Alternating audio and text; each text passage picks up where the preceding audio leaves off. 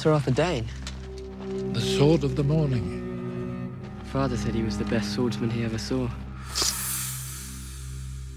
One of the best things about being able to go back with Bran and look at the past is to be able to see the discrepancy between the received history, the things that everybody knows about the things that happened, and what actually happened. Every kid who grows up in Westeros, they all hear about this legendary sword fight that took place 20 years ago, and as far as Bran knew, it's just his father beat this legendary guy.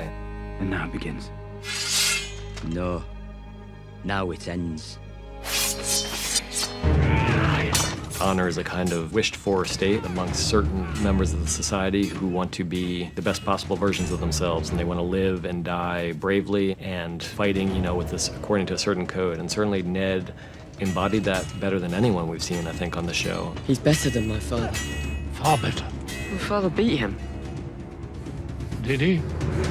But one thing to remember about this fight is this is at the end of a long rebellion in which Ned and Howland have seen many thousands of people die due to the insanity of the Mad King, who these Kingsguard are sworn to follow.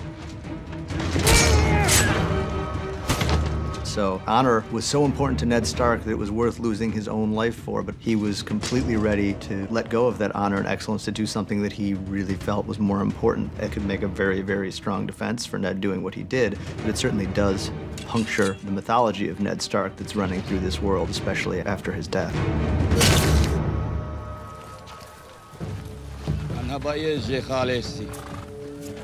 I think when Dany returns to Vaes Dothrak, it's obviously with a certain sense of dread, because she knows that these widows of the former Khals are not likely to welcome her with open arms. It's not like, oh, long-lost sister, where have you been? It's, here's a funny-looking, white-haired girl who has put herself on record as thinking she's all that and stringing a bunch of highfalutin titles after her name. Manhan Daenerys Vazion.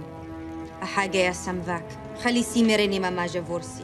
But the High Priestess of the Dosh Khaleen is not coming at it from the perspective of somebody who's looking to punish this young person with inflated ideas of her own greatness. I think she remembers what it was like to think that a glorious destiny awaited her and to find out that that wasn't the case. I think the High Priestess has a certain amount of empathy with Dany's position that you see in the way she relates to her, which is stern, but not quite as awful as anybody might have expected it to be.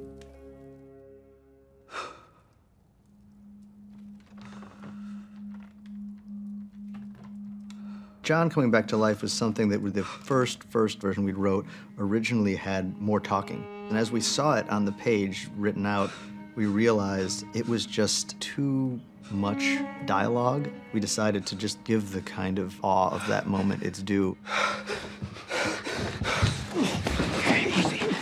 We're talking about the idea that you do lose something and that you're forever changed. Not in the supernatural way. I mean, he's still Jon, but he's been dead. That is a haunting experience, because if that really is what's beyond, and what's beyond is nothing, just the terror of knowing that. What do you remember? They stabbed me. I shouldn't be here. To remember your own death and yet be sitting here and seeing evidence of what happened to you on your own body, that is existentially terrifying. It's learning how to live with the memory of being murdered, which is the experience of absolutely no one in this world. I did what I thought was right, and I got murdered for it. And now I'm